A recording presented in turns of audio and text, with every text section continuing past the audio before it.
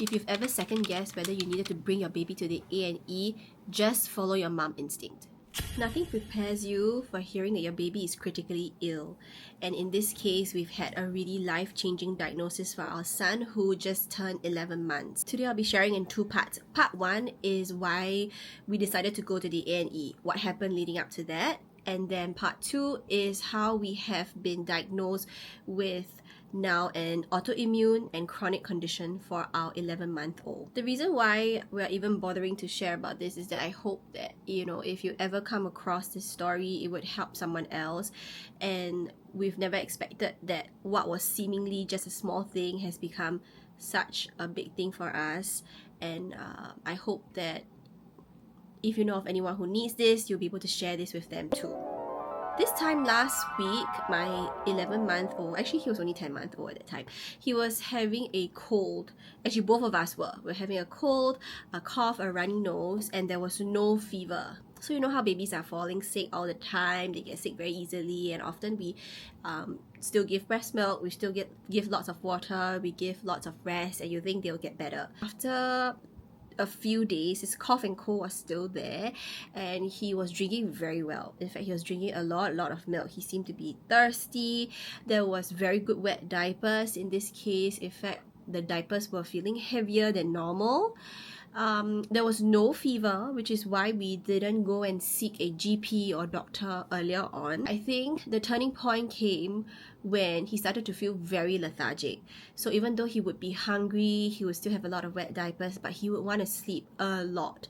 Even before his wake window is up, within 30 minutes to 1 hour of waking up, he will be lying on the floor, which is not his normal. He'll be lying on us like he wants to go back to bed again. What was the last straw for us is that he started to have vomiting. So whatever milk he was taking was coming out and nothing was staying down. This was within about 3-4 days where he started to have these very severe symptoms. We were still considering at that time, my husband and I were trying to decide whether we should just go to a nearby GP since we just want to get him checked out and get the GP's opinion, or to go to an A&E. But I'm very glad that I went with my mom's instincts, and I felt that I want to go to the A&E because I want to see pediatric doctors who will be able to help him. I knew in my heart that something was wrong. He was not okay. So we went. At the time, each symptom felt really explainable on its own, but looking back now, they were all connected. So these were the signs, and I'm going to list them in the caption as well for what he was experiencing and what led us to go to the A&E. So when we reached the A&E at that time, it was a very normal procedure. You go to triage first, where they take your height and weight, or in this case, mainly his weight, and they ask you what has happened to him. Upon hearing what happened to him, the nurses did say they are going to expedite his case, and we saw the doctor relatively quickly, even though we were at the A&E. To be honest, everything moved very quickly at that point.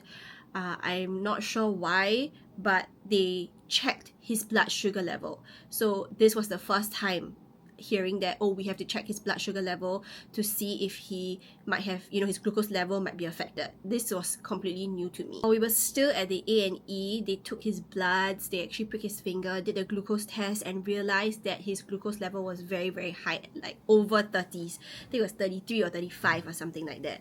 And that was super, super high. So they explained to us, high glucose level means that he has a high ketones in his bloods, which could be leading to acid in his blood and every other symptom that he was experiencing. It was the first time that I was hearing things like, he was having DKA, like a Diabetic Ketoacidosis, acid that was high in the blood, and they needed to ward him to do different tests and find out why he was in this state. To be honest, when we went to A&E, I just wanted to make sure, he wasn't having a stomach flu or some sort of virus, and it was strange because everyone else in the family was seemingly well, or the other kids were seemingly well, only I had some sort of a cold and cough, sore throat, and he was severely ill. So I wasn't expecting to hear that your son might be type 1 diabetic. At that point, I didn't even know what it meant, but for us, it meant he had to be warded and he had to go through many blood tests and a series of checks. What I found helpful for that day was my family's support in telling me that, I wasn't overreacting, that it was good to follow my mom instincts and to seek help, because it's better to be safe for your baby than not. So if you're ever in this situation as well, I hope you also know that you're not crazy and it's okay to find medical help when you feel best for your own child. I'm also very thankful for family support, my in-laws who came on board immediately. Thank goodness it was a Saturday at that point, and they were very happy to take on the big kid so that we had peace of mind to go and settle baby and take our time when we needed to. So in part 2, I will be sharing what went on when he was warded, what kind of tests he had to go through, and how we finally confirmed that he was type 1 diabetic.